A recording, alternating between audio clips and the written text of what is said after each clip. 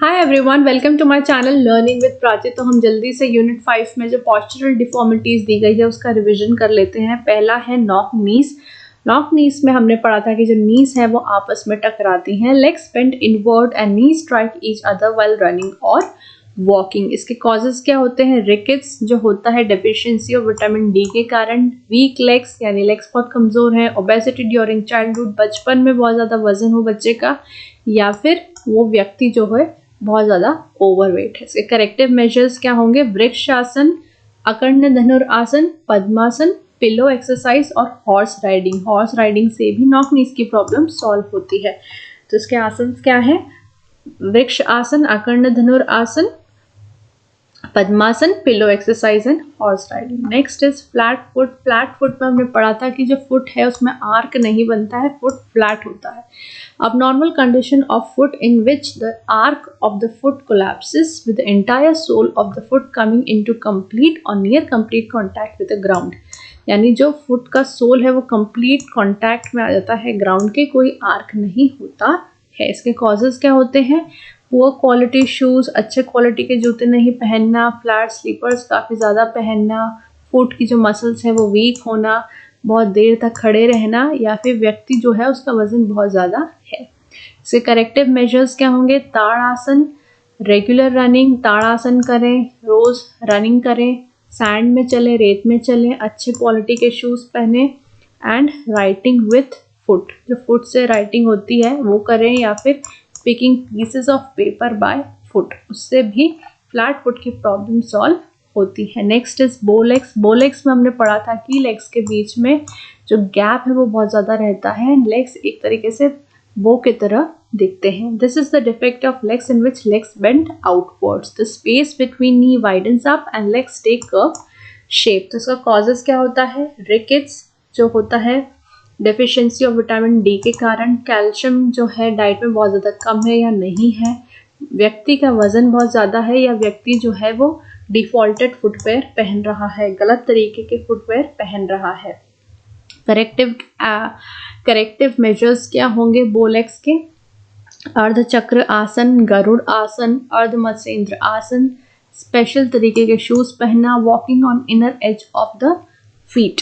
Walking on inner as of the feet, या फिर वो रनिंग कर सकते हैं ताकि उनकी जो बो लेग्स की प्रॉब्लम है वो सॉल्व हो जाए। Next is काइफिसिस। काइफिसिस में हमने पढ़ा था, कैसे याद रखा था? हाफ मून से याद रखा था कि व्यक्ति के जो बैक है वहाँ पे एक कर्व बनता है एंड वो हाफ मून जैसा लगता है। This postural deformity is the problem of thoracic cage and spine. जब भी आप ये वर्ड पढ़ेंगे थोरैसिक केज एंड स्पाइन, अगर यहाँ पर प्रॉब्लम है तो वो काइफिसिस की प्रॉब्लम होगी। और काइफिसिस की प्रॉब्लम को हंच बैक भी कहा जाता है या राउंड बैक भी कहा जाता है। तो बहुत बार ये क्वेश्चन आता है कि कौन सी वो डिफॉर्मिटी है जिसको हंच बैक या राउंड बैक कहा जाता है? तो काइफिसिस को कहा जाता है। ये क्यों होता है? Habit of holding the head forward in an abnormal manner, यानी सर को आगे की तरफ झुकाकर खड़े रहने की जो हैबिट है उसके कारण हो सकता है। Leaning forward during prolonged study, जब हम पढ़ते हैं तो सर को जब बहुत ज़्यादा टाइम के लिए आगे रखते हैं तो उससे भी काइफिसिस की प्रॉब्लम होती है। करेक्टिव मेजर्स इसके क्या होंगे? रेगुलर एक्सरसाइज करना, अच्छी बैलेंस डाइट लेना, सिटिंग और स्टैंडिंग जो हमारे पॉस्चर्स हैं वो अच्छे होना, धनुरासन करना एंड रिवर्स सिटअप। इससे जो है काइफिसिस की प्रॉब्लम सॉल्व होती है। आपको याद रखना है कि इसको hunch back and round back भी कहते हैं।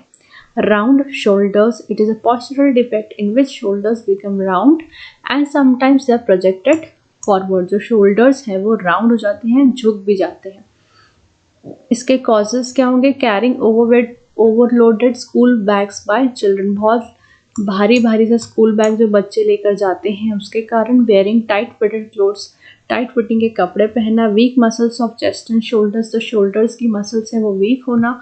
रॉन्ग पॉस्चर ड्यूरिंग रीडिंग और राइटिंग, यानी लिखते वक्त रॉन्ग पॉस्चर होना। करेक्टिव मेजर्स क्या होंगे?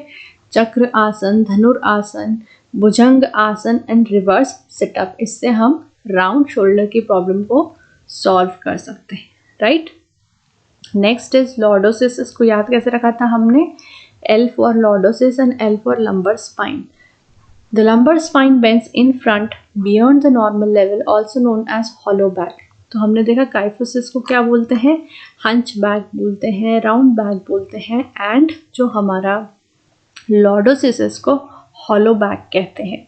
Body weight is shifted backwards, जो बॉडी का वेट है वो बैक साइड शिफ्ट हो जाता है। इसके कॉजेज क्या होते हैं, वीक अब्डोमेन मसल्स, अब्डोमेन की जो मसल्स है वो वीक होना, व्यक्ति का बहुत ज़्यादा वजन होना, या फिर उसकी लाइफस्टाइल जो है वो अच्छी नहीं है, उसके हैबिट्स अच्छे नहीं हैं, खाने पीने का तरीका अच्छा नहीं है, ओवरऑल उसकी लाइफस्टाइल जो है वो बेकार है। इसके करेक्टिव मेजर्स क्या होंगे, पश्चिमोत्तान आसन, हल आसन, फॉरवर्ड बेंडिंग।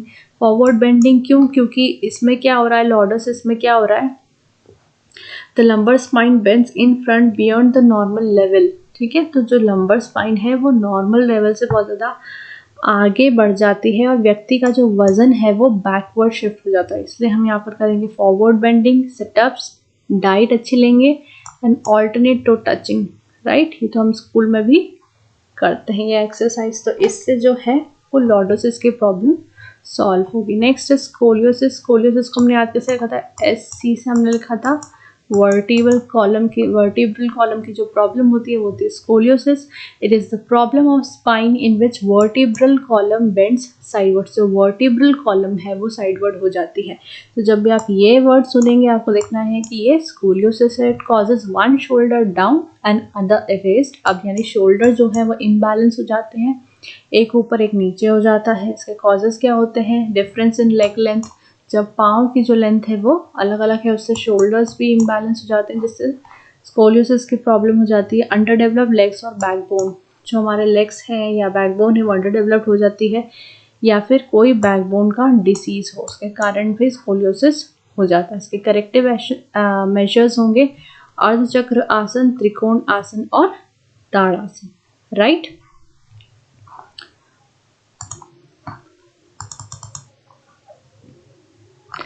यूनिट 8 है हमारी बायोमैकेनिक्स एंड स्पोर्ट्स। तो बायोमैकेनिक्स को हमने पहले भी पढ़ चुके हैं, कैसे याद रखा है, बायो प्लस मैकेनिक्स, यानी जब हम बायो में फिजिक्स के लॉज को अप्लाई करते हैं। Biomechanics is the study of the structure and functions of biological systems by means of mechanics. हमने याद रखा था कि जब हम ह्यूमन बॉडी पे फिजिक्स के लॉज अप्लाई करते हैं उसको हम बायोमैकेनिक्स कहते हैं। इसमें 4 मूवमेंट हमको याद रखनी है, flexion, extension, abduction, adduction. Flexion में क्या होता है, when angle between a segment decreases, जब एंगल डिक्रीज होता है वो फ्लेक्शन। एक्सटेंशन यानी हम बोलते हैं कि अरे उस प्रोजेक्ट की डेडलाइन एक्सटेंड हो गई, तो एक्सटेंशन मतलब जब angle between the joint increase हो जाता है। एबडक्शन को हमने याद रखा था अबे जाना, यानी दूर जाने से। तो बॉडी की मिडलाइन से जब बॉडी पार्ट दूर जाता है तो उसको बोलते हैं abduction. When a motion pulls a structure or part away from the midline of the body.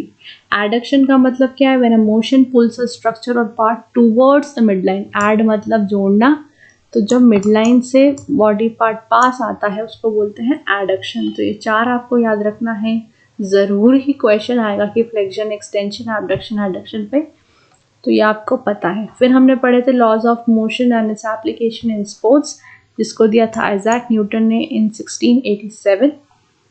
ये ईयर आपको याद रखना है।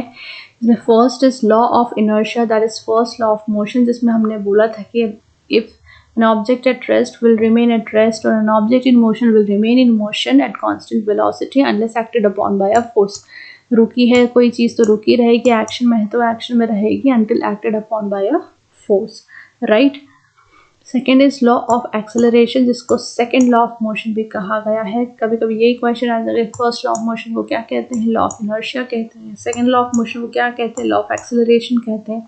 लॉ ऑफ एक्सेलरेशन कहता है कि velocity of an object is directly proportional to force and inversely proportional to the mass.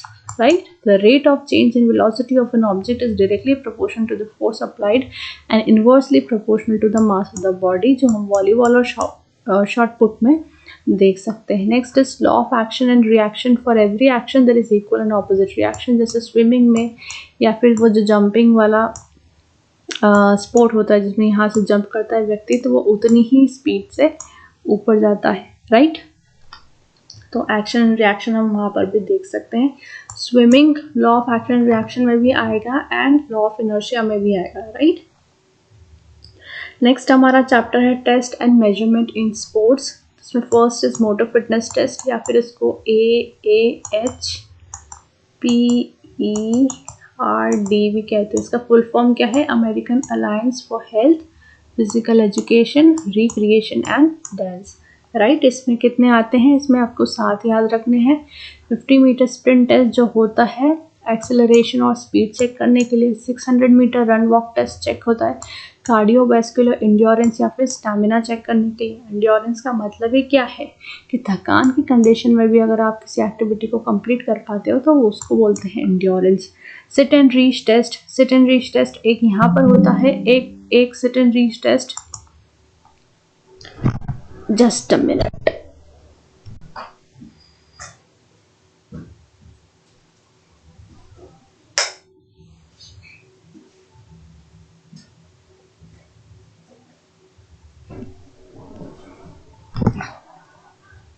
Seat and reach test एक यहाँ पर होता है फ्लेक्सिबिलिटी जिसमें लोअर बैक की चेक होती है, और एक सिट एंड रीच टेस्ट होता है जो सीनियर सिटीजन का होता है। राइट, तो यहाँ पर sit and reach test flexibility of lower back check करता है। पार्शियल कर्ल अप टेस्ट जो अब्डोमिनल स्ट्रेंथ और एंड्योरेंस चेक करता है। Push up boys and modified push up for girls checks upper body strength and endurance, है ना। स्टैंडिंग ब्रॉड जंप टेस्ट से हमारी explosive strength of leg muscles check होती है। एक्सप्लोसिव स्ट्रेंथ का मतलब ही है कि स्ट्रेंथ चेक हो रही है, और एक्सप्लोसिव का मतलब है जहाँ पर स्पीड भी इन्वॉल्व हो जाती है। राइट, शॉर्टेस्ट टाइम पॉसिबल में। राइट, तो एक्सप्लोसिव स्ट्रेंथ हमारी चेक होती है, दूर से दौड़ के आते हैं और कूदना रहता है। स्टैंडिंग ब्रॉड जंप टेस्ट में shuttle run check speed, body control and ability to change direction. Right, फिर हमारे 2 टेस्ट, हार्वर्ड स्टेप टेस्ट और रॉकफोर्ट वॉकिंग टेस्ट। इन दोनों से ही हमारी कार्डियोवैस्कुलर फिटनेस चेक होती है। Then there is test for senior citizen that is Rikli and Jones test for senior citizen fitness. तो यहाँ पर हैं chair stand test, arm test, sit and reach test, back scratch, 8 feet up and go test, 6 meter walk. Chair stand test हम उनको बार बार उठाते हैं, बिठाते हैं, उठाते बिठाते, तो उनकी जो लेग की स्ट्रेंथ है वो चेक होती है और उनका एंड्योरेंस चेक होता है। आर्म से अपर बॉडी स्ट्रेंथ चेक होती है। सिट एंड रीच टेस्ट से उनकी फ्लेक्सिबिलिटी चेक होती है। बैक स्क्रैच टेस्ट से उनके रेंज ऑफ मोशन, शोल्डर्स के जो रेंज ऑफ मोशंस हैं वो चेक होते हैं। 8 feet up and go test उनकी स्पीड और एजिलिटी चेक होती है, जल्दी से उनको घूम के आना रहता है, ऑब्स्टिकल से वापस आना रहता है। Right, and 6 minute walk test से एरोबिक फिटनेस चेक होती है। राइट,